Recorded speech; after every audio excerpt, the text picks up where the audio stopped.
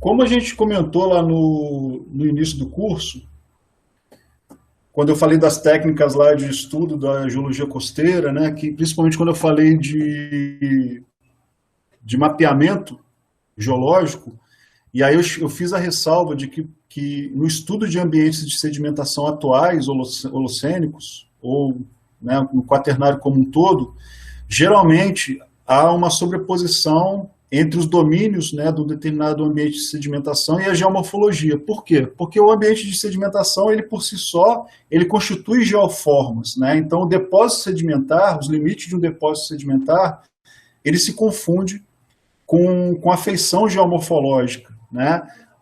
Obviamente a gente tem que dar foco num ou no outro, dependendo do trabalho que a gente está fazendo. Mas o ambiente de sedimentação, ele possui também questões associadas às geoformas, à geomorfologia. Então, falar de um é quase que regra, né? A gente tem que falar também da geomorfologia, até porque nos ambientes de sedimentação nós temos as estruturas sedimentares, né? As estruturas deposicionais sedimentares, que formam também geoformas, entendeu? Então não tem como dissociar essas coisas. Por isso que no título eu faço questão de chamar atenção para a geomorfologia também. São coisas que estão intrinsecamente relacionadas. Então eu tentei dar uma abordagem aqui, não nos detalhes muito específicos, como estruturas sedimentares, as faces especificamente, né, mas dar uma abordagem mais geral, mais holística, associadas com a dinâmica costeira, e entrando em alguns detalhes, mas sem muita especificidade. Tá? Seria muito difícil ter essa especificidade aqui no nosso curso, e também não haveria tempo para isso, ok? Então eu tento dar um apanhado geral sobre o que são esses ambientes de sedimentação associados à costa. Bom, vamos lá então. Antes vamos definir o que é um ambiente de sedimentação, né? Ele vai ser uma porção circunscrita da superfície terrestre, né? Uma porção bem definida, com propriedades físicas, químicas e biológicas características dele, que o distingue de outros ambientes de sedimentação. Então, assim, generalizando, né, nós temos grandes ambientes sedimentares, por exemplo, ambientes desérticos, né, e dentro do ambiente desértico nós temos lá o campo de dunas, que seria um subambiente, ok? O ambiente fluvial também tem lá características específicas que são do ambiente fluvial. O ambiente costeiro, né? E dentro do ambiente costeiro a gente consegue dividir subambientes, deltas, estuários, praias. Todos esses ambientes, eles possuem características, propriedades físicas, químicas e biológicas que são específicas e as quais a gente consegue separar essa zona que está submetida a essas propriedades de outras zonas também que estão sofrendo sedimentação. Tá? Então, o ambiente de sedimentação é isso. E essas propriedades físicas, químicas e biológicas, elas se traduzem no depósito sedimentar.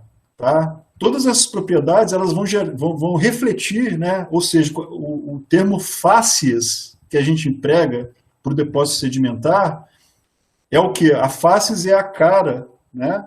É como o depósito sedimentar se mostra. E essas faces, elas são reflexos dessas características físicas, químicas e biológicas do ambiente de sedimentação. Então, por exemplo, quando a gente está falando em costa, né, se é um ambiente submerso, ele está sujeito a questões de cunho oceanográfico, correntes, ondas, força de corrente, força das ondas, química, né, a salinidade das águas, a concentração dos sais presentes nas águas, biológicas, a biota que está presente, por exemplo, no substrato marinho associado àquele sedimento, né, ou seja, o bentos que está naquele sedimento.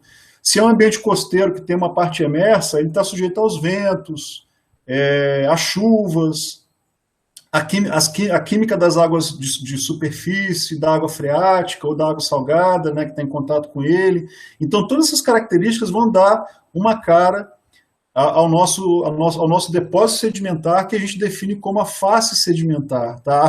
O termo faces, a gente usa ele no singular e no plural. É a faces e as fácies, tá? Não muda. No singular não é a fácia, é a fácias, ok? Então, o que é a faces? Quando a gente pega o registro sedimentar, né, ou seja, aquele depósito sedimentar que foi formado num ambiente, certo? E a gente consegue descrever características físicas, composicionais e biológicas específicas, a gente está definindo uma face sedimentar. Então, para ser mais específico, ó, vamos imaginar uma praia, né? Existe a parte emersa da praia, ali na região em que as ondas incidem sobre a berma. Perguntaram aí antes, né? Então, aquela região da face de praia, numa zona de espraiamento de ondas. Ali nós vamos ter, por exemplo, uma característica de granulometria de sedimento, tá? Os sedimentos em geral vão ter granulação mais homogênea, ou seja, os depósitos sedimentares eles vão ser com selecionamento um pouquinho melhor comparado com os depósitos mais profundos, vão ser moderadamente bem selecionados, podem ser bimodais, né? Podem ter grãos, por exemplo, granulometria média ou granulometria grossa, um e outro, bem definidos. Em relação à biota, né? Vai ter uma biota pobre, são poucos os organismos que conseguem viver nessa zona em que a onda se espraia, né? Principalmente bentônicos, são poucos organismos que ficam ali naquela região. Tem características químicas também específicas, ora relacionado, por exemplo, a variação de marés, né, que deixa ali uma água variando, uma água freática em subsolo variando. Então, tudo isso vai dar uma cara para aquela zona, certo? E essa característica vai ser a face sedimentar daquela zona. Uma zona mais profunda, um pouco mais profunda, essa face vai se modificar. Então, por exemplo, se a gente sai dessa região de antepraia e vai para uma região de face litorânea, né, que é uma região que está permanentemente submersa, certo? Lembrando, está abaixo do nível das marés baixas ordinárias, certo? Então está quase sempre submersa. A gente pode ter, por exemplo, em termos de granulometria de sedimento, mistura de areia e lama, né? Já vai ter uma parte bentônica mais abundante, já vão ter restos de organismos mais diversos e abundantes, então já vai definir uma outra face, né? Então perceba o seguinte, dentro de um mesmo ambiente sedimentar, eu posso ter várias faces definindo depósitos sedimentares diferentes, mas que caracterizam geneticamente aquele ambiente, ok? E que também definem zonas geomorfológicas distintas, tá? Quando a gente está estudando depósitos sedimentares antigos, ou mesmo rochas sedimentares, essas características biológicas, elas se traduzem através dos fósseis. Então, quase sempre os fósseis que a gente encontra em rochas sedimentares são fósseis que viveram num determinado ambiente de sedimentação que foi responsável pela deposição daqueles sedimentos, tá? No ambiente moderno, a gente não pode dizer que são fósseis, né? Mas vão ser fragmentos dos organismos que vivem naquele ambiente, ok? Podemos seguir? Todo mundo entendeu o conceito de faces? E aí, como eu falei, ó, como num ambiente num ambiente de sedimentação, a gente tem variações físico-químicas e geomorfológicas no ambiente, eu dei o exemplo da praia, né? A antepraia e a face de praia, por exemplo, são duas regiões distintas, e eu vou ter faces distintas em uma e outra, mas que caracterizam esse ambiente meu de sedimentação, que é a praia. Essas duas faces caracterizam esse mesmo ambiente, eu posso juntá-las e criar uma... Perdão, vou dar um salto aqui, tá? Uma associação de faces, ok? Então, as faces de um ambiente, as faces que definem um subambiente, quando estão associadas para caracterizar um ambiente como um todo, a gente chama de associação de faces, tá bom? E essas faces e associações de faces, né, na costa, elas vão refletir, então, ó, esse gráficozinho ele é um resumo bem legal de muitas das coisas que a gente falou ao longo desse curso, tá? Elas vão refletir uma série de processos associados ao clima, tá? As forçantes oceanográficas, temperatura, salinidade, turbulência, turbidez da água, marés, ondas. Em relação ao clima, precipitação, umidade, temperatura, ventos, né? Então ela vai ser um reflexo dessas condicionantes, tá? Também um reflexo do cenário geológico, nós falamos lá de margens continentais passivas e ativas, né? Plataformas estreitas, plataformas largas, estreitas, área fonte, o relevo perto da costa, se ele é acentuado, se ele ou não é acentuado, a biota que está vivendo naquele ambiente, a entrada de sedimentos na bacia, né? Ou seja, o input sedimentar, se ele é alto ou baixo. Então, tudo isso vai definir, por fim, o que a gente chama daquelas faces sedimentares costeiras. Nós vamos ter, então, todos esses fatores controlando, né, um depósito sedimentar e refletindo no depósito, então, indiretamente todos eles. O papel do geólogo, gente, a gente conta a história pegando do geólogo, quem trabalha com geologia, né, o oceanógrafo que trabalha com geologia, a gente pega o produto, que é a face sedimentar, e a gente tem que tentar descobrir todos esses fatores que trabalharam para formar a face. Né? É um trabalho de detetive. Então, a gente tem que olhar um depósito, entender como é que estava o fornecimento de sedimentos para a bacia num determinado momento, a biota que compunha aquele ambiente de sedimentação, né, possíveis forçantes meteorológicas e oceanográficas, se for o caso de ser um ambiente marinho, né, que agiram para formar aquele depósito, as condições tectônicas. Então, é um trabalho realmente de detetive. Né? A gente pega essa história no final e tenta encontrar esses elementos aí passados que trabalharam nesses depósitos. Bom, vamos lá. Então, ó, quando a gente pega um determinado ambiente de sedimentação, a gente não fala de uma só face, né? Considerando que o ambiente ele é composto por vários subambientes, né? Na verdade, nós temos uma associação de faces.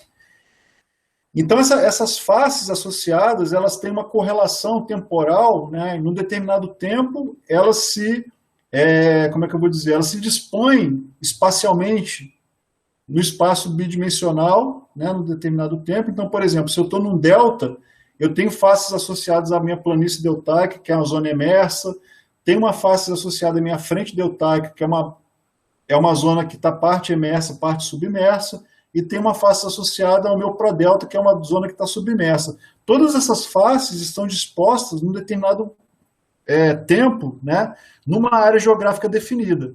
Só que a gente tem que pensar que os ambientes de sedimentação eles são dinâmicos, certo? Ou seja, eles se modificam ao longo do tempo. Quando a gente coloca o fator tempo, aquele ambiente ele vai se modificando. Então, o delta, se ele está, como é que eu vou dizer, se ele está em regime construtivo, se ele está recebendo, se aquele ambiente está recebendo muito sedimento, e se o nível do mar está estático, certo? Esse delta ele vai progradar, ele vai se movimentar em direção ao mar. Então, o que vai acontecer? Aquela relação de faces que antes, num determinado tempo, ela estava com uma distribuição geográfica, ela passa a ter uma distribuição estratigráfica. As faces elas começam a se empilhar. Tá?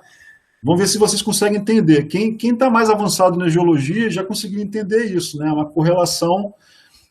As faces elas possuem uma correlação lateral, né, a lei de Walter, mas também elas se empilham ao longo do tempo.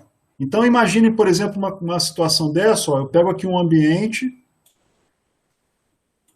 em que eu tenho um fundo marinho com lama, certo? Um fundo marinho lamoso e um conjunto de dunas. Então, perceba o seguinte, imaginem uma região que você tem várias dunas se movimentando, ok? E camadas na frente das dunas, ó, camadas sedimentares mais profundas, eu estou marcando aqui, ó, a gente vai chamar de bottom sets, camadas de base, então, camadas de frente da duna, está chamando aqui lee face, né? E camadas aqui de topo de duna, ou top set, fore set, bottom set, ou lee face, dune crest. Essa aqui de topo de duna. Se esse conjunto de dunas estivesse se movimentando ao longo do tempo e eu conseguisse fazer um corte, né, eu ia ter uma sobreposição de faces. Nesse corte, eu consegui visualizar uma sobreposição de faces. Então, percebam que em algum momento essas camadas aqui inferiores de lamas transgressivas, né? Imagina que o nível do mar subiu, inundou lá o litoral, e depois ele ficou estático e os sedimentos começaram a migrar por cima desse material lamoso de transgressão marinha, né? Então, no momento que esse ambiente está dinâmico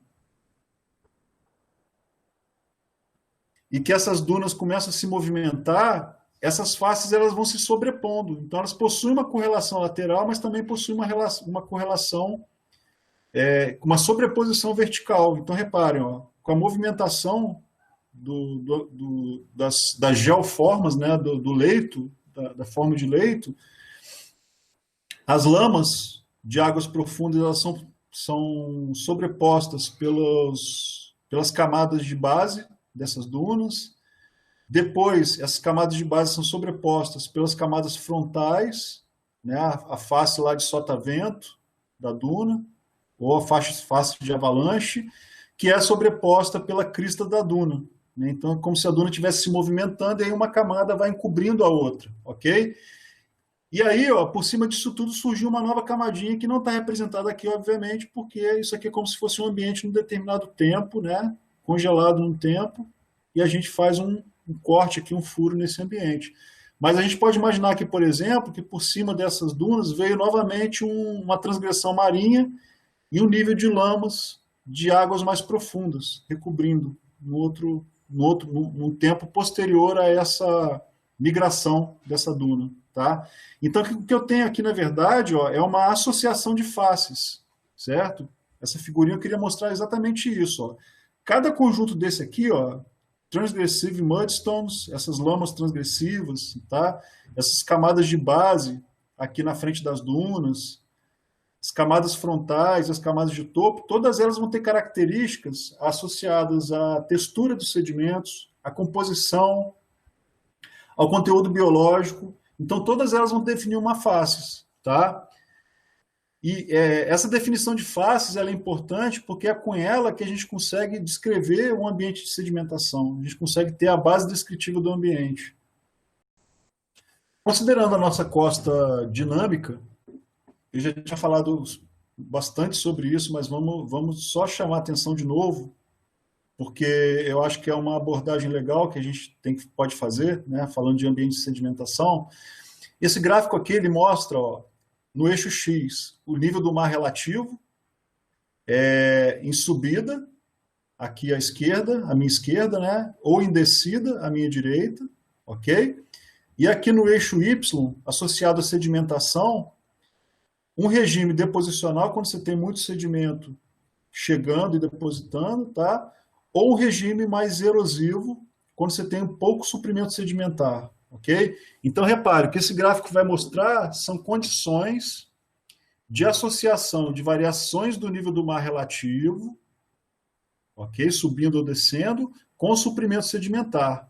Então, repare, ó, essa parte amarela aqui, eu estou com o mar predominantemente em regressão, ou seja, o nível do mar relativo está baixando. Por que ele está baixando? Lembrando que, conforme eu falei, nível do mar relativo. Então, é como se meu registro sedimentar mostrasse que, por algum motivo, a lâmina d'água lá estava diminuindo, ok? Não é um nível de mar absoluto ou eustático, tá? Então, repare o seguinte, ó. Se eu tiver o nível do mar subindo, tá? Uma subida gradual, e tiver um aporte sedimentar,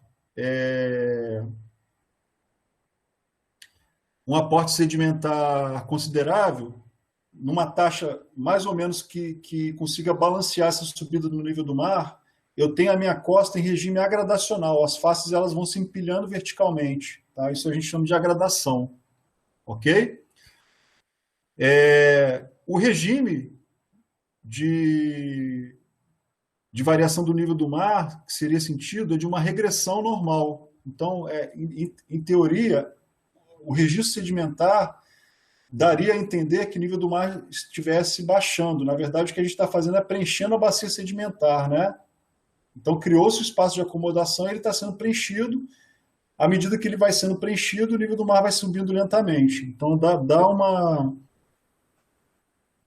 o resultado final seria do nível do mar relativo em regressão, tá? Por outro lado, se a gente tivesse uma queda do nível do mar associado a uma deposição, certo? Essa queda, mesmo que ainda que o mar esteja depositando, tá? A gente chama de regressão forçada, certo? Então, imagine que você está tendo suprimento sedimentar, mas a queda é muito acentuada. Então, o registro sedimentar ele denota o que a gente chama de regressão forçada, e aí a gente vai ter a progradação da costa em direção à bacia. Tá? Nesses casos, por que eu estou falando novamente disso? Porque nesses casos, ó, os depósitos sedimentares, os ambientes de sedimentação que vão ser mais evidentes, vão ser os construtivos associados principalmente a deltas, tá? Planícies praiais, com cristas praiais, strand plains, ok? E aqui a gente pode ter também planícies de maré. Repare que planícies de maré nós podemos ter nos dois casos, tá? Em costas com transgressão ou em costas com regressão, ok? Bom, se a gente tem deposição junto com uma subida do nível do mar, no regime agradacional, tá? Mas essa subida do nível do mar, ela consegue se sobrepor ao aporte sedimentar. Então, nesses casos, a gente vai ter a formação de estuários, lagunas. Nesse caso também aqui vai ter planície de maré, tá? Agora, se predominam os processos erosivos e não os processos deposicionais, então se eu tenho subida do nível do mar, mas tem pouco aporte sedimentar, a gente tem a migração do mar em direção à costa, então o nível do mar sobe, né, e a costa ela migra, ela vai retrogradacionando, ok? Então, uma descida do nível do mar, mas não tem um aporte sedimentar suficiente, então a gente vai ter uma progradação, ou seja, a costa indo em direção à bacia, então a migração em direção ao mar, ok? Das faces terrestres. Beleza. Talvez tenha ficado um pouquinho confuso, mas aí agora vai clarear com essa figura. Eu já tinha mostrado essa figura antes. Então, aqui em cima, ó, a gente tem o nível do mar em regressão, ou seja, o nível do mar o nível do mar em transgressão, tá? E a costa regredindo, ok? Parte superior. E a parte do inferior, o nível do mar descendo em regressão e a costa progradando. Então, vamos voltar nessa figurinha só para a gente entender os ambientes de sedimentação. Para a minha esquerda, aumenta o poder das marés, a influência das marés. Para a minha direita, aumenta a influência das ondas. Então, se eu estou no regime, né, voltando no gráfico anterior, ó, se eu estou no regime em que meu nível do mar está subindo, mas eu tenho um aporte sedimentar não tão considerável, mas que seja suficiente para registrar uma sedimentação, ou seja, se eu estou tendo a gradação, né, posso ter o condicionamento desses ambientes. Repare que as planícies de maré, elas estão tanto em regime com o nível do mar descendo ou com o nível do mar subindo, certo? Mas com o nível do mar subindo, ainda que eu tenha suprimento sedimentar, o meu corpo sedimentar ele não consegue avançar tanto em direção à bacia, certo? Nesses casos a gente define, então, zonas estuarinas. Agora reparem, ó, que eu posso ter influência de marés, né? Então, na influência de marés, geralmente, adentrando esse estuário, eu encontro corpos de areia na boca do estuário com disposição longitudinal em relação à conformação do estuário. Por que isso acontece? Porque eu crio aqui vários canais de maré, esses bancos arenosos, esses bancos sedimentares, esses depósitos sedimentares vão ter a disposição paralela ao fluxo e refluxo das marés, ok? Quando eu tenho uma costa dominada por ondas, eu já tenho uma conformação diferente no meu estuário. A costa dominada por ondas, ela vai retrabalhar as areias litorâneas, então ela pode construir corpos arenosos. Isso tudo, gente, estou falando num regime em que o nível do mar relativo ele está subindo, tá ok? Então ela pode retrabalhar as areias litorâneas e construir, ó, planícies praiais, ok? Próximo à entrada de lagunas e barreiras, ilhas barreiras. Isso aqui são corpos arenosos que emergem e formam barreiras, tá? Que podem proteger tanto estuários quanto lagunas. E aí reparem que a conformação aqui, ao invés de eu ter essas barras abertas para o mar, longitudinais ao fluxo, eu já crio os chamados deltas de marés. O que são esses deltas de marés? Durante a enchente, essas barreiras são extravasadas e o sedimento é jogado para dentro dessas lagunas ou desses deltas, tá? Isso aqui são deltas de marés. Durante a vazante também eu posso ter a construção desses deltas de marés. Mas o que é mais evidente quando a gente tem uma costa dominada por ondas é a construção, então, desses cordões praiais, desses depósitos arenosos paralelos à costa, ok? Então, esses corpos arenosos paralelos à costa. E aí percebam que todas essas regiões, tanto os estuários, quanto as planícies de maré, quanto essas regiões praiais, com um complexo de cristas praiais, nessa planície praial, todas elas definem ambientes de sedimentação com características próprias, ok? Então, reparem que eu tenho aqui uma legenda que mostra, isso já foi falado para vocês, né? Eu não posso dizer que seriam fáceis, certo? Seria uma coisa muito mais restrita, mas que a gente pode entender como fáceis. Então, ó, regiões com deposição de areias, onde tem maior ação de ondas ou de correntes, né? Em porções mais calmas, deposição de lamas e formação de zonas paludais, de marismas e manguezais, ok? Então, cada regiãozinha dessa vai definir um ambiente de sedimentação e dentro desse ambiente de sedimentação, subambientes, certo? Aqui no estuário, por exemplo, ó, esse grande ambiente estuarino, que eu posso dizer que é um ambiente de sedimentação, eu posso definir um subambiente nesse canal principal do estuário, com a deposição dessas areias e a formação dessas barras arenosas, tá?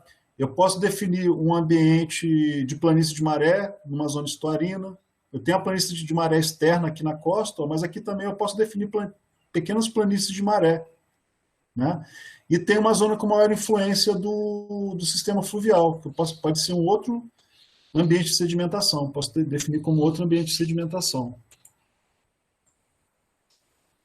Na parte inferior, eu tenho uma costa dominada,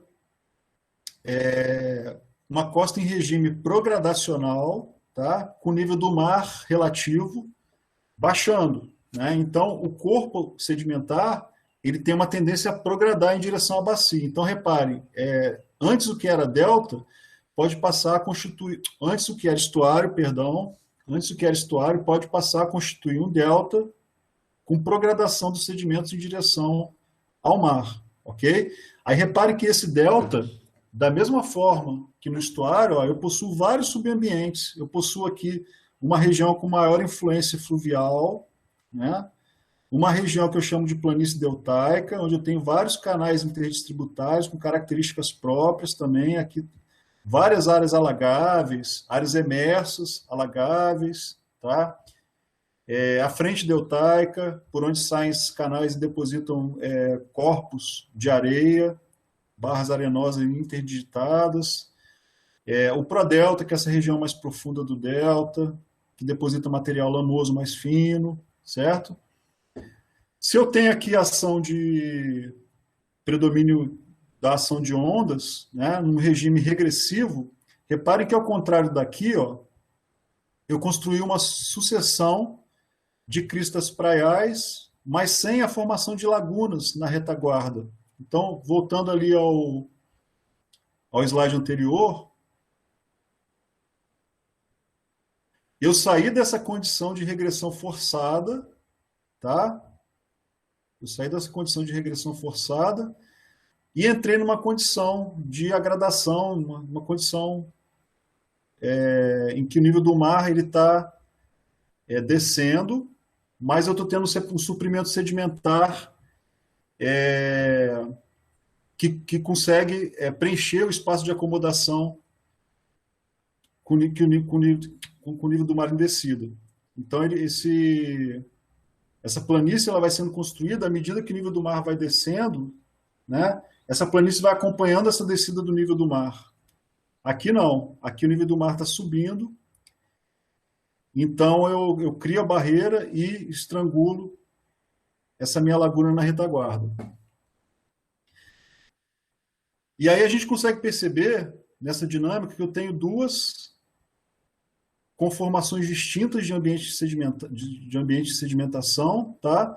E também as geomorfologias geradas a partir dessas conformações, desses ambientes em diferentes regimes de variações do nível do mar, vão se modificar, certo? Nível do mar transgressivo, estuários, corpos arenosos, cordões praiais com corpos de água na retaguarda, semi-fechados, né? Com restrição. Aqui, deltas, planícies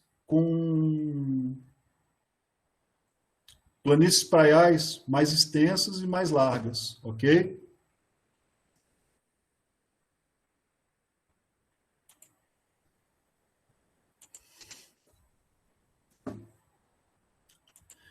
Bom, vamos falar então agora de condições. Acho que inverti alguma coisa aqui. Partindo daquele raciocínio de variação do nível do mar, né?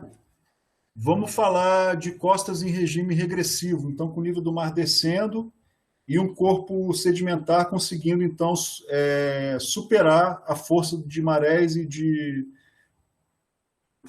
ondas, o corpo sedimentar conseguindo progradacionar, né? Ou seja, ser construído em direção ao oceano. A feição mais evidente nesses casos é de um delta, certo? Então, o que é o delta? Um delta, por definição, ele vai ser um corpo, um ambiente de sedimentação com essa forma de letra delta grega, né? Então, esse nome vem do delta grego, certo? Ou a gente poderia dizer que é uma forma de leque, ok? Francamente progradante, então, para você ter um delta em regime construtivo, você tem que ter um aporte sedimentar muito alto, ok? Cuja uma parte é emersa, que a gente chama planície deltaica.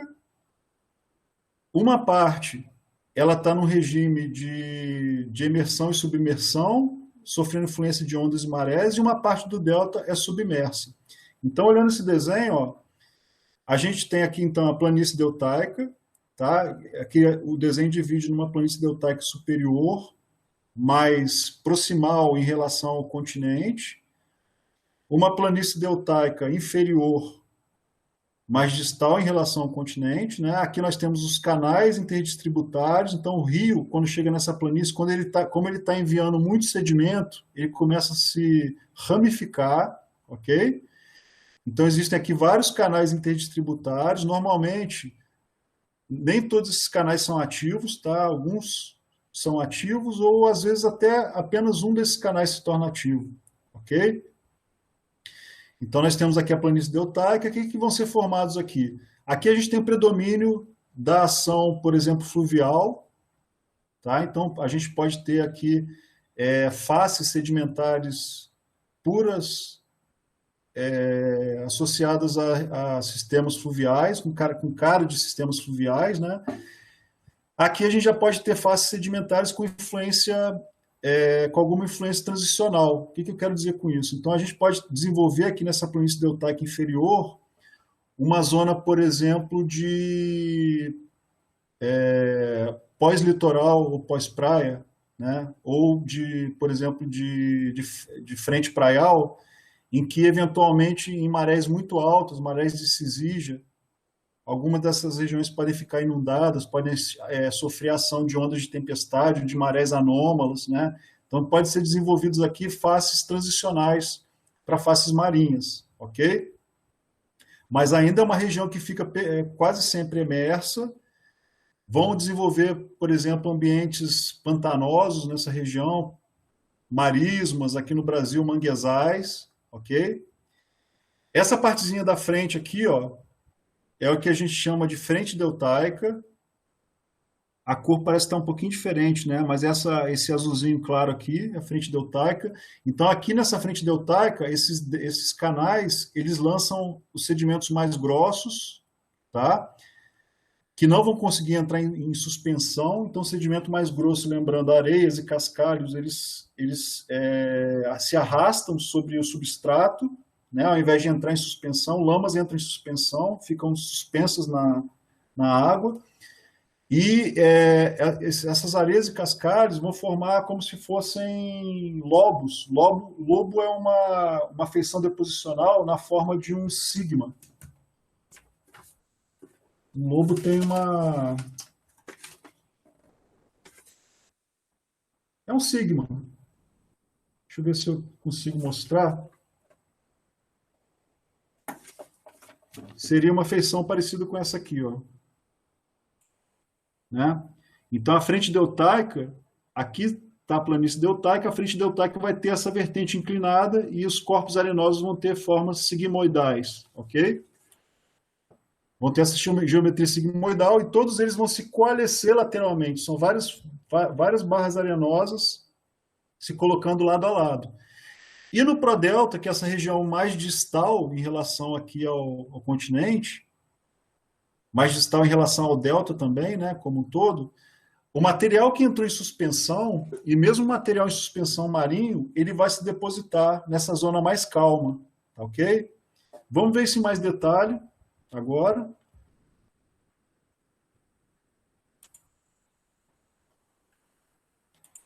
Aqui uma vista em corte, né? Então a gente viu o delta em planta, 2D. Aqui um corte transversal no delta. Então a planície deltaica, repare aqui o nível do mar relativo.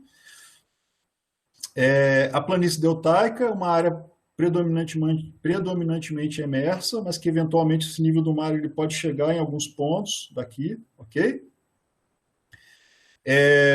Como eu falei, predomina aqui a ação de depósitos de canal, de inundação dos canais, mas eventualmente na planície deltaica distal, essa aqui mais próxima ao mar, pode haver algumas misturas com faces costeiras, certo? No pós-litoral, pós-praia. Aí percebo que aqui, ó, no delta, eu já desenvolvo, ó, o foreshore e o shore face. O antilitoral, o antipraia, né? E a face litorânea. Então já tem uma região que eu tenho características do foreshore e shore face.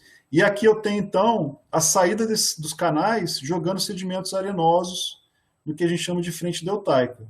Tá? E mais à frente, o prodelta, onde predomina a sedimentação lamosa, que é o material que fica em suspensão e que cai por decantação nessas áreas mais calmas, com menor energia.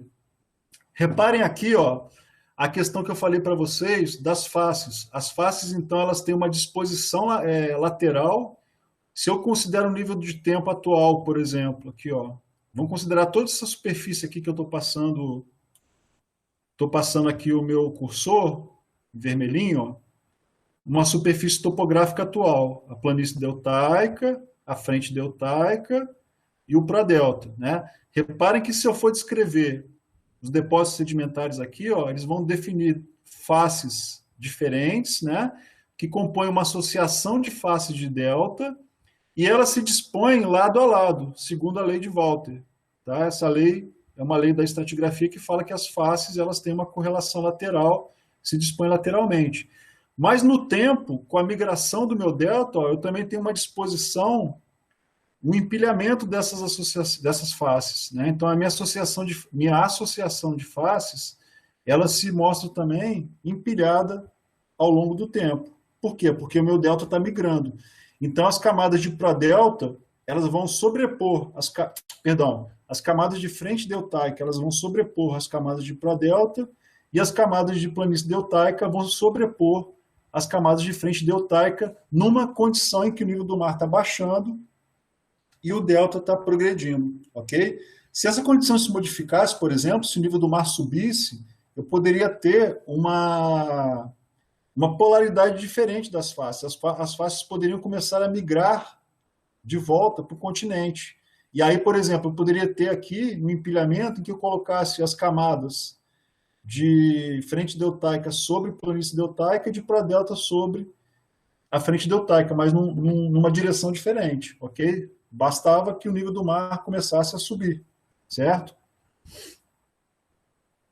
Tá tranquilo, galera? Posso dar continuidade?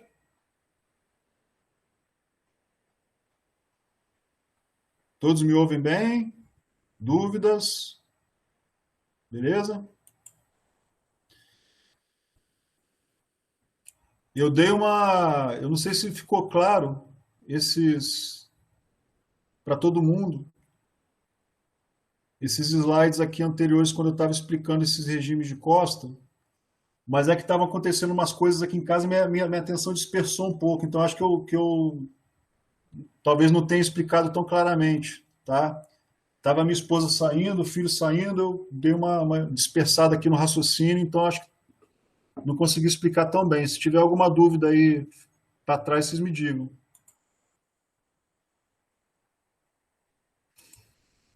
O raciocínio fugiu um pouco naquela hora. Galera, essa figura é para explicar o seguinte, ó, a gente define um delta, tá? Tá aqui, ó. Essa figura é do Sugio, que é um livro também que está disponível aí para vocês. O delta, propriamente dito, tá? É esse corpo sedimentar, essa feição geomorfológica e sedimentar e geológica na interface do continente com o mar, tá? Que possui uma parte emersa e uma parte submersa. Isso aqui é um delta ponto, ok?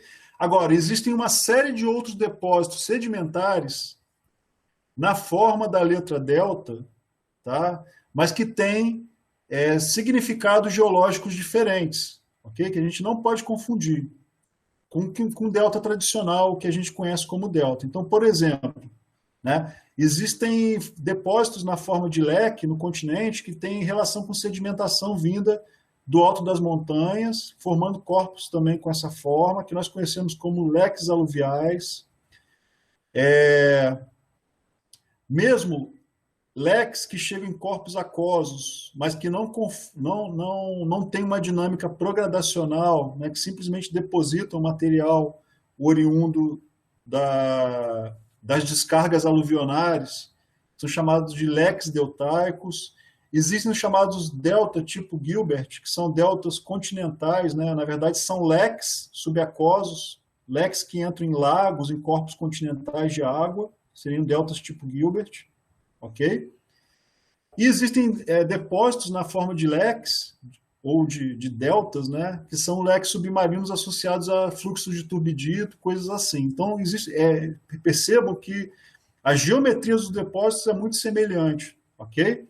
Mas os processos que formam esses depósitos são distintos. E o delta oceânico, delta propriamente dito, como a gente está tratando aqui, o costeiro, ele tem as suas particularidades, que não reside somente na forma, mas também na questão da interface da Terra com o mar, né? E nos processos que acontecem tanto na planície deltaica quanto na frente deltaica e no prodelta. São processos diferentes desses de leques deltaicos, de deltas tipo Gilbert e de leques submarinos, tá bom?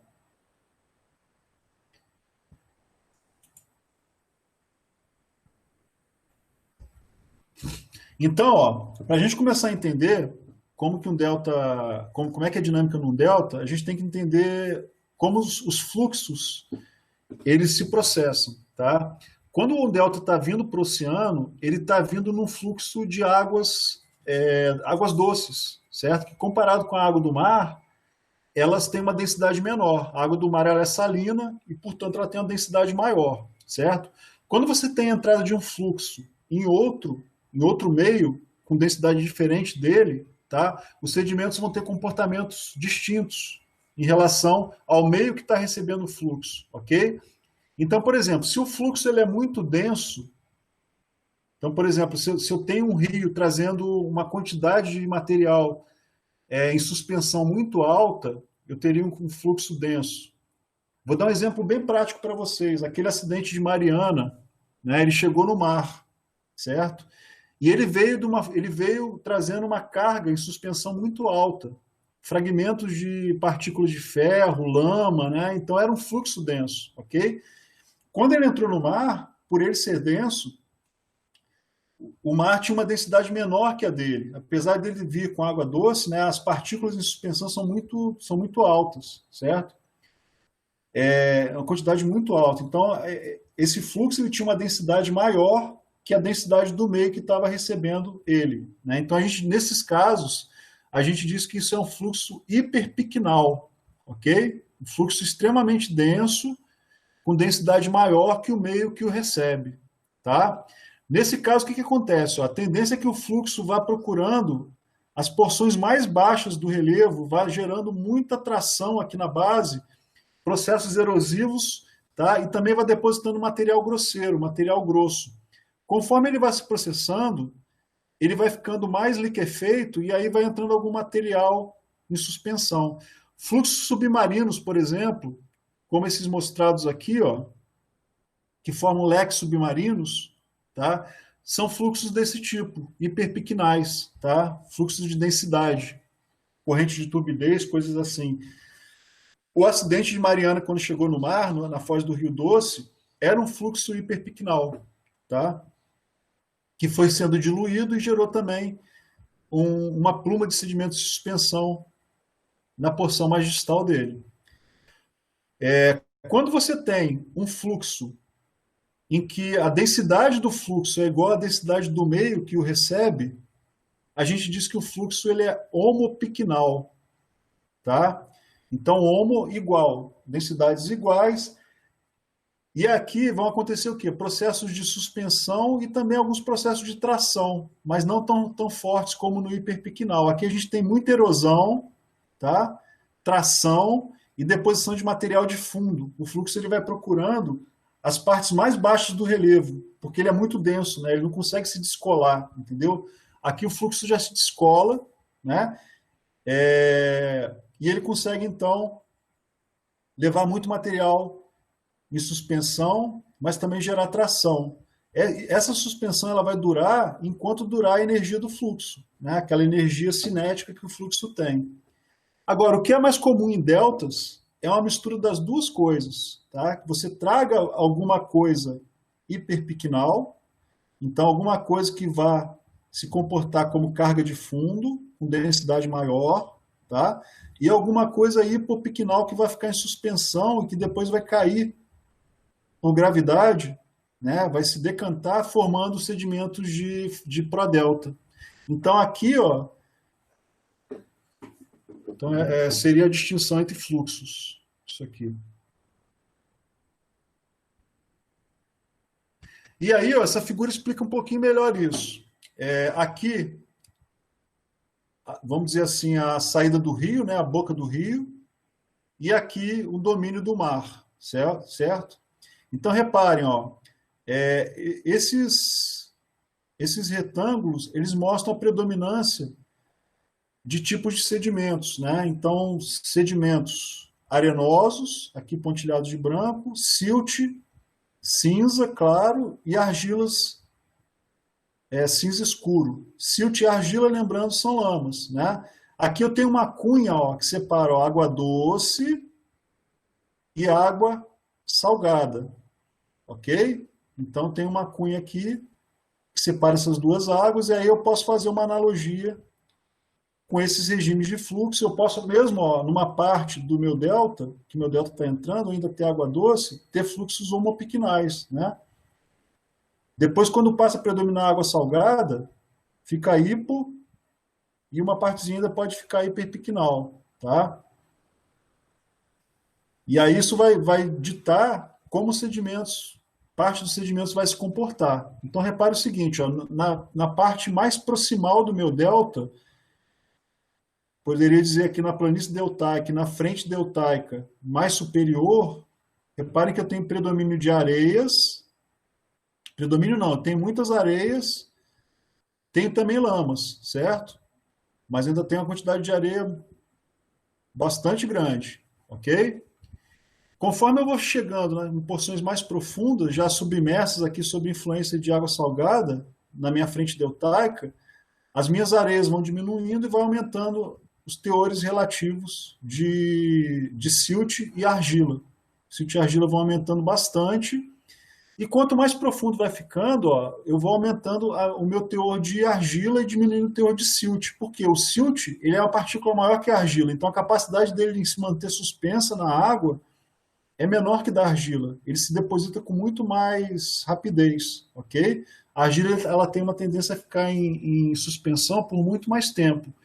E aqui no ProDelta eu já passo a ter também a mistura com areias de plataforma. Então essas areias mostradas aqui, que voltam a aparecer, né, areias, não são essas mesmas areias. Aqui são areias oriundas do sistema fluvial. Aqui são areias marinhas, plataformais. Falando de faces, né, elas vão modificar também consideravelmente. Até agora a gente só está falando de sedimento, diâmetro de partícula, né? Areia, silt e argila. Composicionalmente, essas areias aqui, elas texturalmente, perdão, elas vão ter diferenças, também podem ter diferenças composicionais. Essas areias plataformais podem ter contribuição de bioclastos, de fragmentos de organismos marinhos, e essas areias de rios podem ter fragmentos vegetais, de troncos de vegetais continentais, né, e não de organismos marinhos. Elas vão ter texturalmente características diferentes também, tá? E também, então percebam, ó, vai modificar a textura no conjunto aqui, né? Aqui mais areia do que essas outras faces aqui, e quantidades mais ou menos equilibradas com areia de lamas, né? Predominância de sedimentos trazidos pelo rio, continentais, restos de organismos predominantemente continentais, planície deltaica, frente deltaica superior. Aqui eu já vou ter influência marinha maior, posso ter alguma coisa vinda do continente, em termos de biota, né, de restos biogênicos, mas aqui eu já posso ter influência, por exemplo, de material bentônico marinho, material plantônico marinho, formando essas faces, e aqui, possivelmente, marinho somente, tá?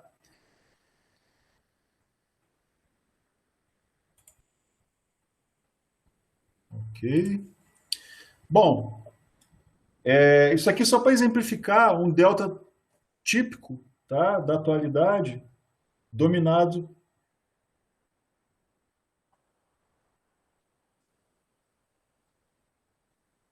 em franco regime construtivo, né? Então reparem que a forma dele alongada, né? Um delta que está progradando de forma bem clara, que é do rio Mississippi, lá nos Estados Unidos.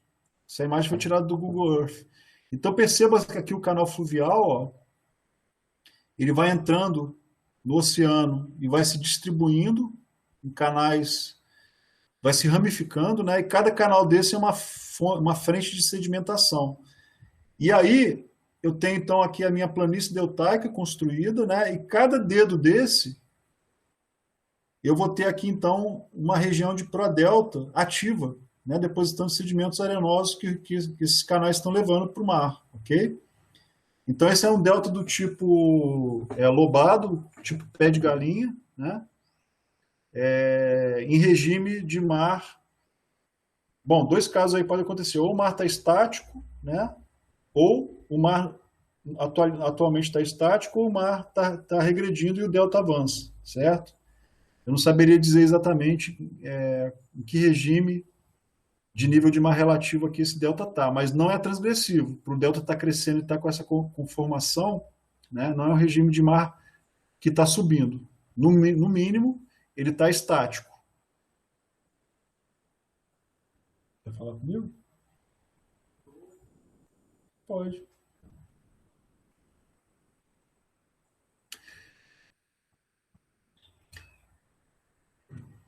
Bom, falando de associação de faces, então, naquele raciocínio que a gente comentou, né, em que imagina um delta progradando, em que as faces vão então se sucedendo na vertical, no tempo. Isso aqui seria um modelo de associação de faces de delta, faces de prodelta lamosas com fósseis marinhos, tá? Frente deltaica mais distal também com silt, ao invés de predomínio de silt ao invés de argila, né? Pode ter mistura de fósseis marinhos e restos biogênicos continentais. Uma zona de transição na frente deltaica, em que misturam areias e lamas sílticas, tá? Muitas estruturas de carga. O que são essas estruturas de carga? A frente deltaica, essas regiões aqui, ó, todas já submersas, tá? São regiões que possuem muita instabilidade gravitacional, porque esses sedimentos todos eles estão saturados de água. Então, são regiões que, muito comumente, sofrem deslizamentos, tá? Então, os sedimentos eles deslizam, ou mesmo o peso da carga sedimentar por cima aqui, que vai encobrindo os sedimentos que estão muito saturados em água, o peso faz com que a água tenha uma tendência a escapar. E nessa tendência de escapar, ela deforma os sedimentos, tá? Então, essas faces de frente deltaica, mediana, né, estão muito saturadas em água, elas costumam ter muitas estruturas de escape de fluidos e estruturas de deformação pelo peso da carga sedimentar sobreposta, tá bom? Camadas contorcidas. E a frente deltaica superior, a gente já tem mais a influência dos canais, que estão lançando sedimentos mais grossos, né?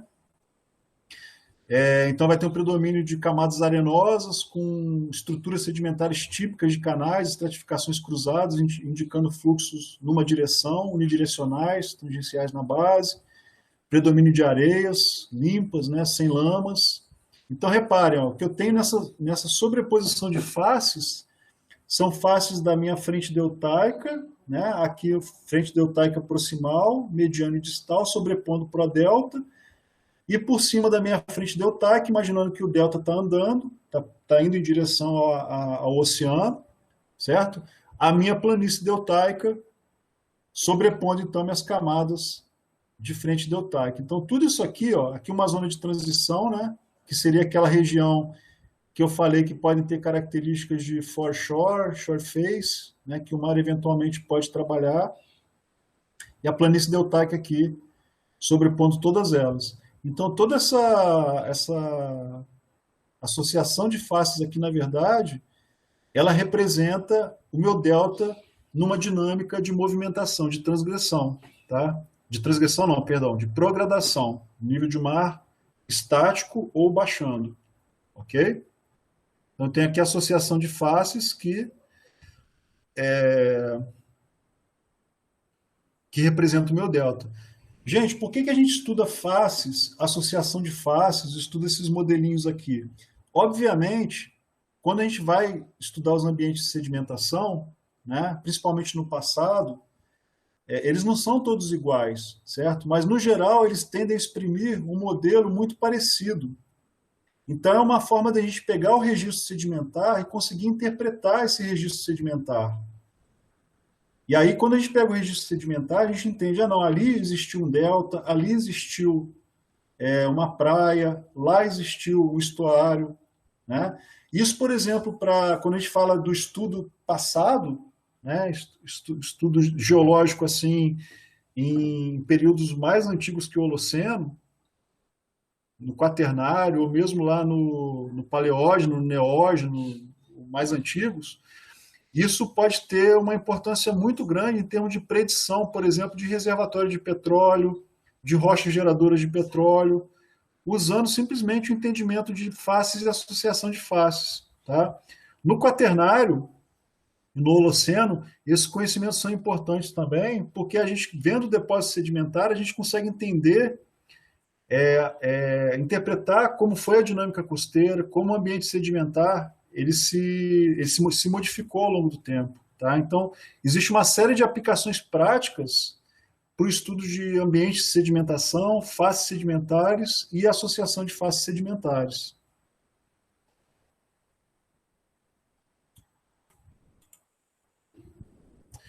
Bom, a gente está falando de uma condição ideal, de um delta, né? Deu o exemplo lá do Mississippi, do delta pé de galinha, que é um delta em que o mar tá sendo sobrepujado pela ação do rio, né? Então, a gente tem uma condição de mar estático ou mar regressivo e um aporte sedimentar grande. Então, gera um delta desse do tipo Mississippi, né? Agora, se essa tendência ela se inverte, por exemplo, se eu estou com um nível do mar estacionário ou o nível do mar tendendo a subir, tá ok? Ou um aporte sedimentar baixo, pode ser um desses três casos. Então, nível do mar estacionário, nível do mar subindo ou aporte sedimentar baixo. Eu passo a ter a predominância de processos erosivos, tá? E também a tendência a ter a maior influência do mar à influência do rio, ok? E aí eu tenho que ver na minha costa se a minha costa tem mais influência de marés ou de ondas. E aí os deltas vão mudar de conformação. Se eu tenho uma costa sobre maior influência de marés, por exemplo, né, eu vou ter lá os deltas com essa cara, né, com essa fisiografia, com formação de vários canais de marés e a minha frente deltaica, ó, e a minha planície deltaica com construção de barras arenosas alongadas e canais paralelas aos canais de maré, né? Então aqui esses canais são formados pela enchente, pela vazante das marés, né? E o meu delta assume então essa conformação. Maré enchente, maré vazante, criando fluxo e refluxo, tá? Para dentro, para fora da região deltaica e gerando essa conformação. Ele dá aí o exemplo clássico de um delta dominado por marés, deltas do Ord e do Klang, ok? Eu particularmente não conheço esses deltas. Aqui do Rio Níger também são deltas. Aqui já são composições variadas, né? Em que você pode ter marés e ondas misturadas ou delta tipo do Mississippi com maior influência. Então você tem conformações intermediárias entre esses três tipos puros aqui de deltas.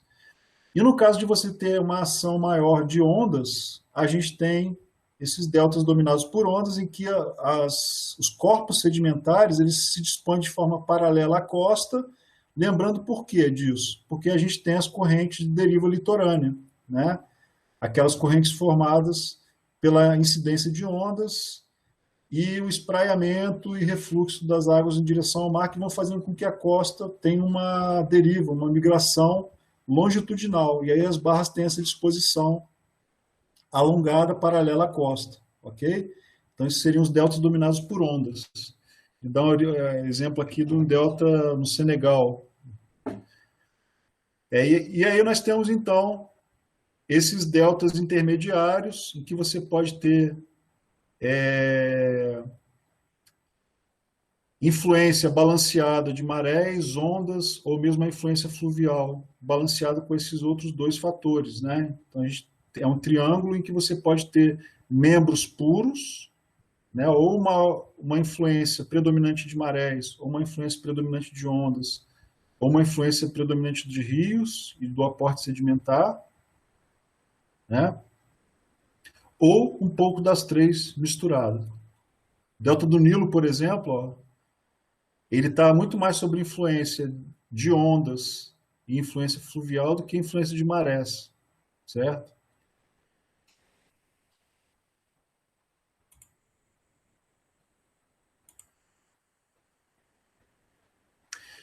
Bom, aí é uma foto do livro do James, do Fast Models 4, e aí ele mostra fotos de alguns desses deltas, né? Então aqui o exemplo que eu já tinha dado, ó, do rio Mississippi, aqui do rio Lena, que também é um delta tipicamente, um delta tradicional, né? Em que a influência fluvial ela supera a influência marinha, tá? O Paraíba do Sul aqui no Brasil é um delta dominado por ondas, então reparem que o sedimento que chega aqui, ó, na frente deltaica, ele é redistribuído pelas correntes de deriva e vão formando cordões litorâneos, cordões praiais que se sobrepõem conforme que se sobrepõe não, que se dispõe lateralmente conforme o delta prograda, ok? E aqui embaixo o Mekong e um outro rio, o Ganges, lá na Índia, que são deltas dominados por marés. Então repare aqui os canais longitudinais, ó, entrando no delta, são os canais de maré, vários canais longitudinais, ok? São exemplos recentes. Independente do regime que eu possa ter, eu posso ter uma região da minha costa, né? Independente do meu nível do mar estar descendo ou subindo, eu posso ter regiões que são dominadas por marés, e aí eu formo planícies de maré, ou eu posso ter uma região dominada mais por ondas, ok? Eu formo cristas praiais, planícies costeiras com várias cristas praiais. Bom, quando um e outro vão acontecer, também já comentei sobre isso, vai depender muito da conformação da tua plataforma, né? Então, lembrando, plataforma mais suave, plataforma mais inclinada, né? Então, aqui, energia de ondas e correntes dissipando muito próximo ao litoral, plataforma mais suave, energia de ondas e correntes se dissipando ao longo da plataforma. Suprimento sedimentar, maior suprimento de finos ou não, tá? Maior suprimento de material mais grosso, areias e cascalhos, ou maior suprimento de materiais mais finos. Energia, certo? Então, reentrâncias na costa que quebrem a energia de ondas e correntes podem gerar condições em que eu tenho costas mais calmas. E principalmente o meu regime de marés, certo? Então, a posição da costa,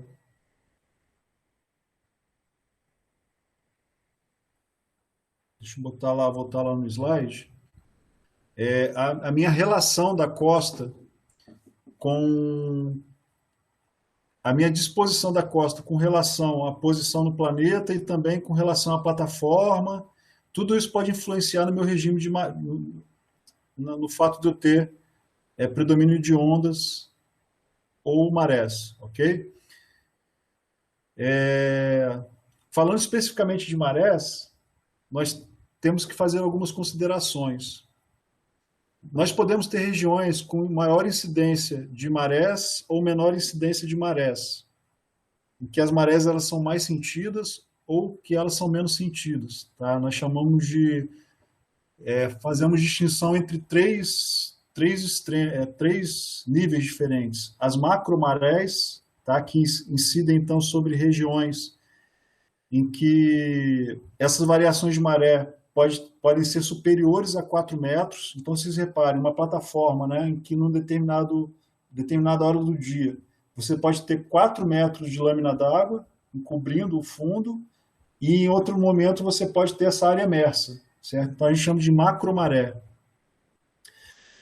Outras regiões em que essa variação, né, na amplitude das marés, ela não é superior a 4 metros, fica entre 2 e 4 metros, a gente chama de mesomaré, e uma região em que você tem essa variação inferior a 2 metros, a gente chama de micromaré. Tá? Isso é uma coisa.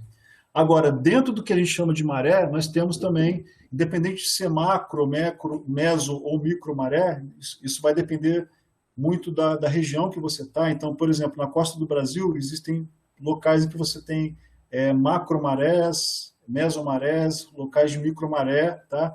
Mas, independente disso, todas essas regiões vão ter variações de marés ao longo do dia e também ao longo do mês, tá?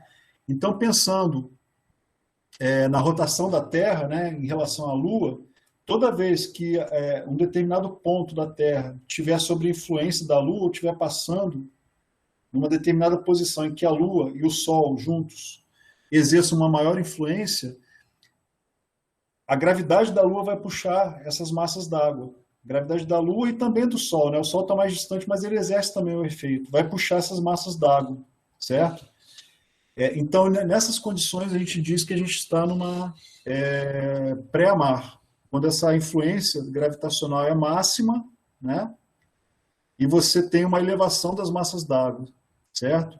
Quando esse ponto no planeta que a gente está sai dessa área de influência e ela começa a perder essa influência gravitacional, a gente começa a entrar numa baixa-mar, ou uma maré baixa, né? Acontece o seguinte, ó, nós temos a força gravitacional gerada pela Lua, né? Nós temos uma força centrífuga que está associada com a rotação da Terra, ok? E tem uma força gerada pela maré em si, que responde à gravidade. E todas essas forças, reparem que a força centrífuga ela pode ter direção de vetor contrária ou oblíqua em relação às outras forças. O que a gente chama de maré local vai ser, na verdade, uma resultante dessas forças, tá bom? Por isso a maré varia de ponto para ponto no planeta, né? Porque ela vai ter também essa ação dessas forças associadas à rotação do planeta, ok? Bom,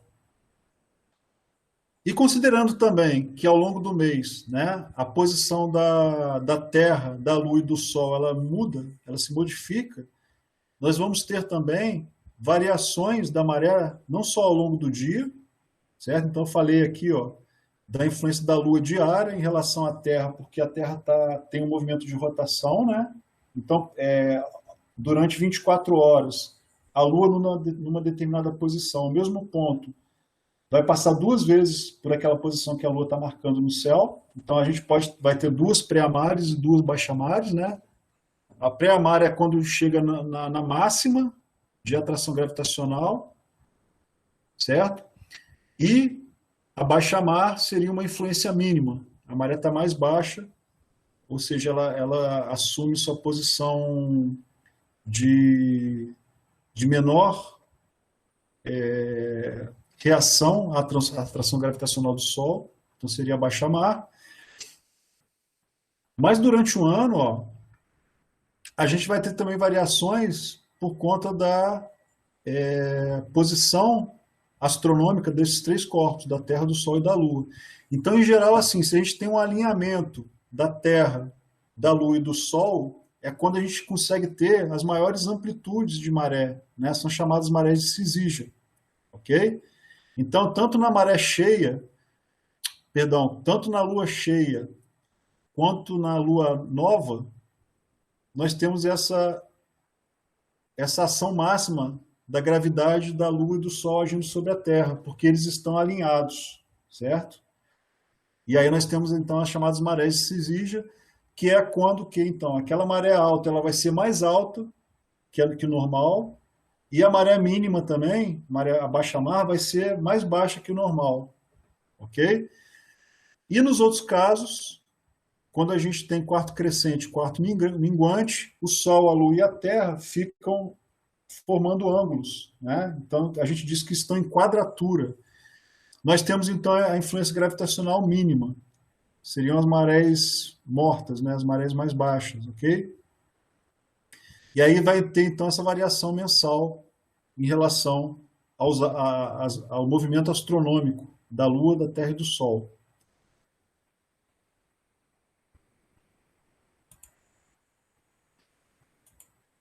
Bom, aí o que acontece? Ó?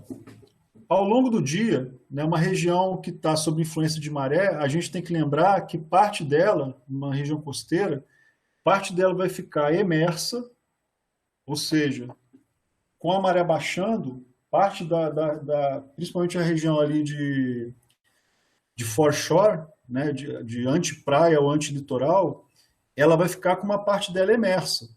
Né? Ela vai ficar emersa, uma parte não, ela vai ficar toda emersa. E parte do dia ela vai ficar submersa, com a maré de enchente. Então, o que esse gráfico aqui mostra é o seguinte, ó. Vamos imaginar um meio termo aqui, um zero, tá? Entre a maré de enchente e a maré de vazante. Flood é enchente e ebb é vazante, ok? Aqui um máximo de vazante e um máximo de enchente. Então, aqui é a pré-mar e aqui a baixa-mar, tá ok? E aqui no meio, quando eu estou no zero, eu atingi o estofo entre as marés, eu chamo de estofo, que é uma posição intermediária. Perdão, o estofo não é isso não, perdão. O estofo é sempre que a maré vai começar a mudar a tendência dela. Tá? Então, tanto na pré-mar quanto na baixa-mar, eu tenho estofo. Chegou na pré-mar, ela para um pouquinho, depois ela começa a descer. Chegou na baixa-mar, ela para um pouquinho, depois ela começa a subir. E eu tenho aqui uma posição intermediária, ok? Entre enchente e vazante. Repare o seguinte, ó. Numa tendência à enchente, eu saio de uma região em que eu estava depositando lamas, e aí repare que as lamas vão sempre se depositar numa condição intermediária entre a enchente e a vazante. Por quê? Nessa condição intermediária, que a tua maré ou está transicionando para uma vazante ou está transicionando para uma enchente, aquela região ela passa por um período de submersão em que ela não está recebendo tanto a ação de ondas, ok? Então, o material mais fino ele consegue se depositar. Vou começar aqui por baixo. O material mais fino consegue se depositar, tá? Ou seja, saio de uma zona de transição, ok? Estou indo para uma vazante, né? Então, se eu tivesse uma costa, o nível do mar ali durante o dia estaria baixando, né? E aí, com esse nível do mar baixando, eu teria uma zona ali de influência de ondas, independente do tamanho das ondas, né? Eu ia ter maior energia e ia estar transportando e depositando areias. Então, tanto na tendência a baixa mar quanto a subida, caminhando para pré-mar, desde que eu tenha influência da ação das ondas, eu estou transportando e depositando areias, uma zona de maior energia, tá? Aí eu entro nessa transição, tá? Estou subindo, então aquela minha região fica inundada, completamente inundada, deposito as lamas e depois eu volto novamente com a outra tendência, novamente depositando areias e lamas. Vamos entender isso melhor, gente. Se não ficou muito claro, vamos olhar os outros slides para entender melhor. Então imagine o seguinte, ó. No momento A, em que eu tenho domínio de correntes, né? Então seria onde, ó? Eu estaria tanto na baixa-mar quanto na pré-mar, eu estaria com maior energia, tá? Por quê? O ambiente ainda não está completamente submerso. O mar está subindo. Imagina aqui, ó, uma regiãozinha, tá, ou o mar está subindo ou o mar está descendo. Nesse caso aqui, ó, o mar descendo, né? Por quê? Porque eu sei que as camadas estão mergulhando em direção ao oceano. Então vamos imaginar que o mar esteja descendo. A escala disso aqui é centimétrica, tá? Isso aqui são ripples, é como se fossem dunas, só que são dunas de tamanho de centímetros, tá bom? Então o nível do mar descendo, ó, sempre tem uma posição de energia, de maior energia, em que eu deposito areias, tá? Desceu, atingi a baixa-mar. Desceu, atingir a baixa-mar. Aí o nível do mar sobe, começa a subir, inunda, forma uma camadinha de lama, tá? Conforme ele vai inundando, e aí ele vai tracionando, vai vindo mais energia, ele vai tracionando e vai formando ripples, forminhas de leito, ó, que vão cavalgando pelas ripples que foram formadas durante o regime de descida do nível do mar.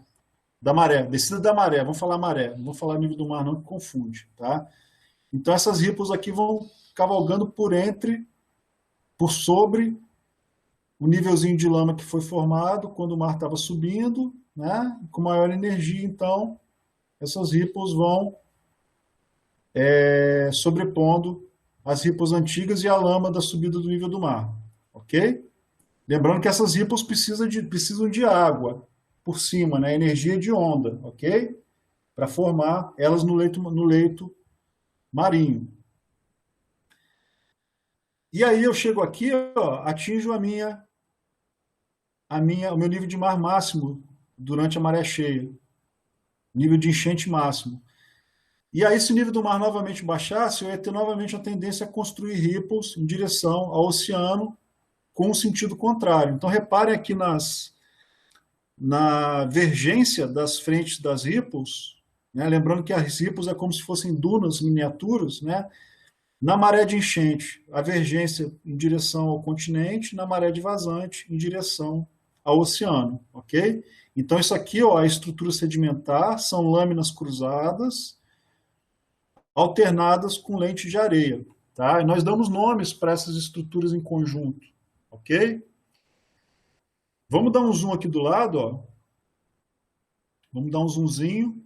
Quando eu tenho predomínio de lama, tá? Eu digo que isso aqui é uma estrutura lenticular, então eu tenho lente de areia no meio de lama. Perdão. Quando eu tenho predomínio de areias sobre as lamas, eu digo que é uma estrutura wave, tá? Esse caso B. E tem um caso que eu posso ter, perdão, quando eu tenho predomínio de lamas isolando os sets de ripples, eu chamo de wave. E aqui eu chamo de flazer. Eu tenho aqui umas camadinhas de lama isoladas por um monte de areia. Se eu não estou enganado, é flazer. Tá? Eu posso estar confundindo flazer e wave. Mas o importante para saber aqui é que por que eu modifico a quantidade de areia ou de lama? Isso vai depender muito do regime das marés, ok? Macromaré, mesomaré, micromaré, e o quanto que eu tenho de variação de lâmina d'água aqui em cima e de material lamoso em suspensão, tá bom? Então, ó, aqui, esse conjunto aqui formado, ele representa um ciclo desse aqui, ó, de variação. Uma subida, perdão, pega um nível baixo, né? Baixando e depois subindo. Um ciclo desse aqui completo, tá? Para eu poder formar, ó, baixando e depois subindo, para eu poder formar uma conformação dessa aqui, com essa geometria e com essa estruturação. Isso aqui é um bloco de diagrama mostrando os subambientes de uma planície de maré. Então, repare o seguinte, ó, a planície de maré, ela tem uma zona de supramaré, tá? Aqui está como supratidal. O que é supramaré? A supramaré ela vai estar sempre acima da pré-mar ordinária, então aquela pré-mar normal, certo? Ou seja, ela só vai ser atingida durante as pré-mares de cisígia e os eventos de tempestade, tá? Essa zona de supramaré, ok? Lembrando que é uma cisígia, quando a Lua, o Sol e a Terra estão alinhados e a gente tem a atração gravitacional máxima dos astros e, consequentemente, uma ação de marés máxima, tá bom? Nós temos uma zona de intermaré que está situada entre a pré-mar e a baixa-mar ordinária, ok? Essa zona de intermaré, então, numa planície de maré, é uma zona em que, durante a maré baixa, ela fica entrecortada por canais de maré, então os canais eles vão drenando a água dessa região, tá bom? Existe uma série de estruturas, mesmo biotas, associações bióticas que vivem aqui, diferentemente do supramaré, tá? E existe uma zona de inframaré que está abaixo da baixa-mar ordinária, ok? Inframaré. Então, isso compõe o cenário de planície de maré. E, obviamente, cada uma dessas zonas vai se caracterizar por uma face específica. Além de eu ter uma divisão entre faces generalizadas, então, normalmente, aqui na supramaré, eu tenho implantação de marismas e manguezais, tá? Eles normalmente podem até se posicionar aqui na intermaré, mas o mais comum é eles estarem aqui na supramaré, ok? Na intermaré, Eu tenho, por exemplo, assim, a supramarela se caracteriza por um predomínio de lamas, porque durante os eventos de Cisígia, por exemplo, nós temos a inundação dessas zonas e são inundações em que a água, em um determinado momento, elas ficam calmas e permitem que a lama seja depositada, tá? Na intermaré, eu tenho a região mais dinâmica da minha planície de maré, ok? Então, é uma região em que eu sofro durante tanto a transgressão na subida da enchente, quanto a regressão na vazante, né? É uma região em que eu formo aquelas ripples, então formam bancos arenosos cheios de marcas de onda, de ondulações na superfície, e também essa região onde eu formo os canais de maré, é uma região muito dinâmica e também sujeita a ter organismos que toleram essa variação, né? Então não é uma região que tem uma diversidade muito alta, tá? E quando a gente fala de inframaré, a gente está falando de sublitoral, já são áreas permanentemente emersas, então já aumenta aqui a diversidade de organismos, também a atividade dos organismos aumenta, a gente já percebe muito mais a influência bentônica, né, dos organismos que vivem sob o substrato nessa zona de inframaré, ok? E dependendo da zona climática no mundo, a gente pode ter características especiais também. Por exemplo, em zonas áridas, próximas a desertos, né, essas regiões podem desenvolver planícies salinas, crostas salinas aqui na supramaré, aqui no intermaré, faces carbonáticas com estromatólitos, certo? Na intermaré, crostas de dolomita também, de sais, de evaporitos. Então, dependendo da zona climática, o que a gente chama de planície de maré podem ter características também muito específicas.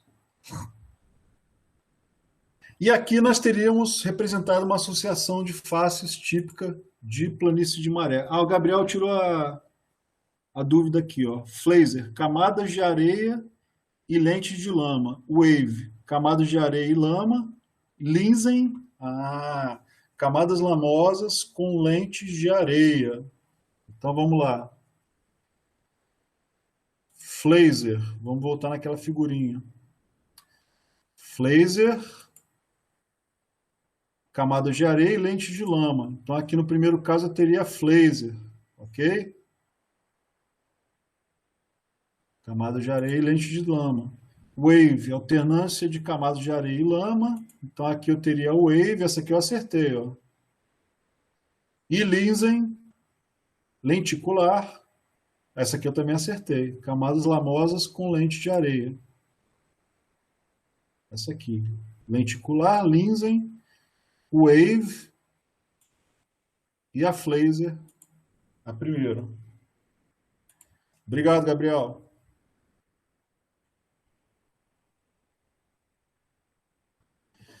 Então vamos lá, ó. Aqui eu tenho representado, né, a superposição de faces. Vamos imaginar então agora no tempo, né, com a variação da linha do nível do mar, como é que seria essa superposição de faces. Então aqui a inframaré, aquela zona permanentemente encoberta por água, tá, abaixo do nível médio do mar, abaixo da baixa-mar média, aquela linha de baixa-mares média, certo? Aqui a supramaré, acima da pré-mar média, e aqui a intermaré. Então, repare o seguinte, ó, eu estou com a inframaré sendo sobreposta pela intermaré, sendo sobreposta pela supramaré. Então, isso representaria, da mesma forma que eu mostrei no delta, uma progradação da costa em direção ao mar. A gente pode considerar que o nível do mar está descendo, né, e a costa vai progradando, para colocar essas faces aqui dessa forma empilhadas, ok? Então, reparem, ó, na minha inframaré, eu tenho predomínio de grãos grossos, então são areias lá que estão sendo movimentadas por correntes, certo? Eventualmente por ondas também, ok? E O que são bioturbações? Bioturbações são distúrbios no depósito sedimentar causado por atividade de organismos. Então, organismos que escavam o substrato sedimentar para construir túneis, alojamentos, né? Bivalvos, por exemplo, eles vivem enterrados, crustáceos costumam cavar túneis, vermes costumam também cavar túneis para se esconder ou para se movimentar no substrato. Tudo isso perturba o substrato sedimentar, causando o que a gente chama de bioturbação, ok? Então, reparem que a zona de inframaré, as bioturbações, elas são medianas, né? A intensidade aumenta aqui para a minha direita, ó. Elas vão aumentando em direção à minha supramaré. Então, a supramaré, ou a intermaré superior, é que eu teria maior intensidade de bioturbação. Aqui nessa região, por exemplo, eu tenho muita ação de crustáceos, de caranguejos e coisas desse tipo, raízes, né, que podem causar uma bioturbação bem intensa nos sedimentos. A bioturbação, ela mistura os sedimentos, ok? Mas percebam que as minhas faces sedimentares, da minha inframaré para a minha supramaré, nesse caso aqui específico, ela vai ficando progressivamente com sedimentos mais finos, né? A intermaré mais fino, até que na supramaré, ó, no limite aqui com a supramaré, é sedimento bem fino. Existem casos em que a inframaré também é fina, gente, tá? Posso ter uma região com muito pouca energia e que na inframaré não tenha ondas. Então deposita predominantemente lamas. Então essa curva aqui, na verdade, ficaria assim, ó, fino, grossos na intermaré, depois afina de novo, ok? E aí no que eu tenho aqui dos meus sedimentos mais grossos, ó, areia e siltes, né? Eu tenho uma zona em que eu estou saindo da inframaré, que eu vou gerando estruturas trativas no substrato, ok? Até zonas em que eu vou gerando ripples com areias, ó, mas também vou intercalando com deposição de lama. Então, vou tendo estruturas do tipo Flazer, ok? Até uma zona em que eu passo a ter, olha só, repare que na intermaré eu tenho porções que ficam, parte do dia, elas ficam expostas ao ar, né? Então elas ressecam. Então pode gerar estruturas de ressecamento, conhecido como gretas de ressecamento. Essas partes em que eu tenho essas estruturas tipo Fraser, ou mesmo canais preenchidos, né? Eu vou ter ali naquelas partes que tem mais ação de submersão ou dos canais de maré, né? Tem uma parte aqui na planície de maré superior, ó, que eu tenho predominância de canais e lamas, muitas lamas de enchente, né, que ficam lá nos espaços entre os canais, ok? Então, tudo isso representa a minha intermaré. E na minha supramaré, o predomínio de lama com restos vegetais, que são justamente os pântanos, os marismas, essas coisas. Aqui eu teria uma sobreposição típica num regime de regressão de faces de planície de maré. Isso é uma foto para exemplificar gretas de ressecamento que aparecem em zonas de intermaré. Tá? Reparem a escala aqui com a tampa da máquina fotográfica. E aqui já está até criando, está crescendo alguma vegetação, isso já está na interface com a supramaré. Ok? Já não são áreas que ficam, que sofrem a inundação 2 vezes ao dia com tanta intensidade, só na Cisígia. Aqui são as ripples que eu falei para vocês, comuns nas planícies de marés, tá? São estruturas bem comuns. E aqui, ó, uma zona de intermaré na Austrália, isso em áreas em que a gente tem bioconstruções, certo? Isso aqui é na Baía de Tubarão, no Shark Bay, lá no leste, no oeste australiano, e tem atividade muito forte de cianobactéria na planície de maré. Reparem que as ondas aqui não são muito intensas, né? Então a inframaré aqui não tem ação tão intensa de ondas. E na intermaré, as cianobactérias, então, elas constroem essas estruturas conhecidas como estromatólitos. São estromatólitos recentes, Quem já ouviu falar de estromatólito, né, sabe que isso aqui são os vestígios de vida mais antigos que a gente tem no planeta, e esses são formados recentemente aí na Austrália, é um dos poucos lugares no mundo atualmente que a gente tem formação de estromatólitos, ok? Então seriam estruturas que formam faces em planícies de maré.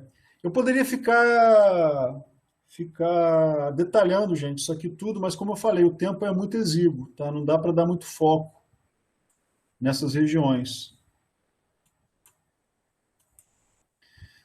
Bom, e terminando nosso raciocínio hoje, a gente falou então de uma costa dominada por marés, né? Formando planície de marés.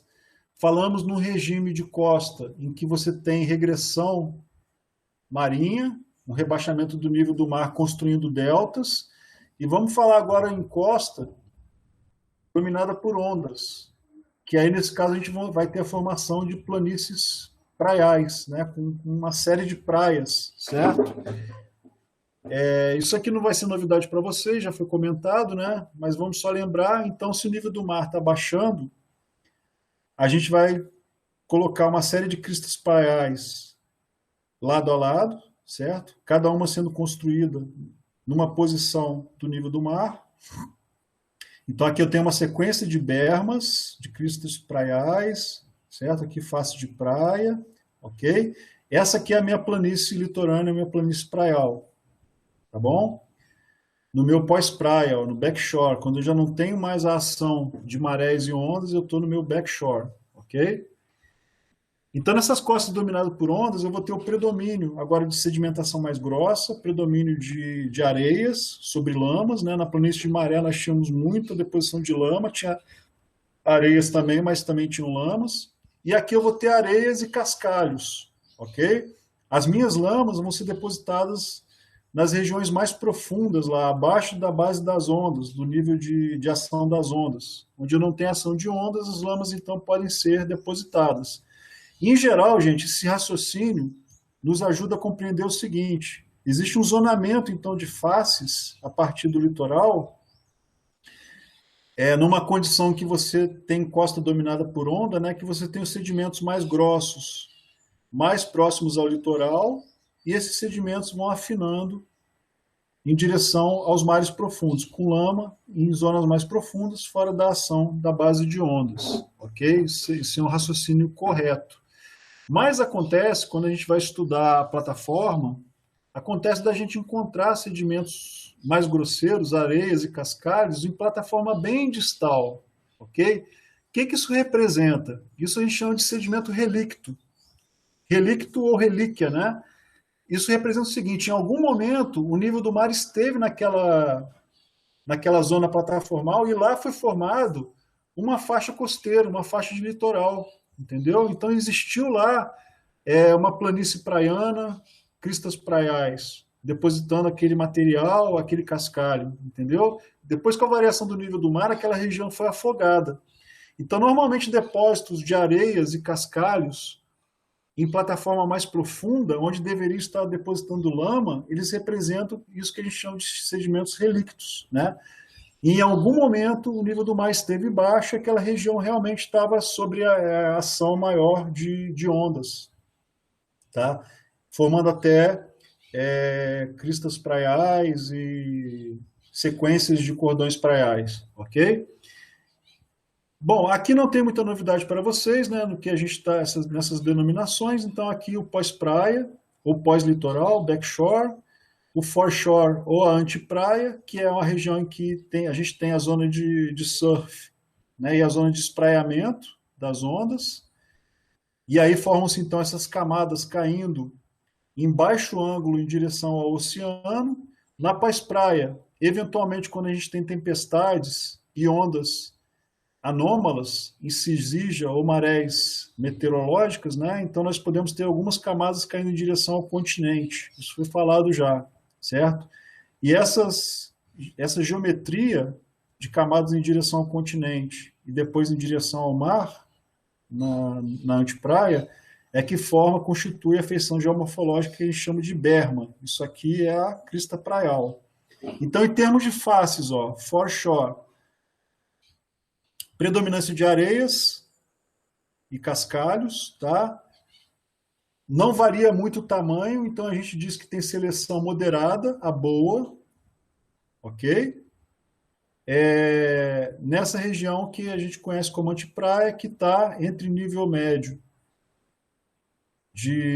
das baixamares e das pré-amares ordinárias ou normais, ok? Aí eu chego na face litorânea, tá? Face litorânea, então, ó, entre o nível médio de baixa mar, certo? E um nível limite em que eu tenho ação de ondas, certo? Inclusive ondas de tempestade. Essa é a minha face litorânea, meu shore face.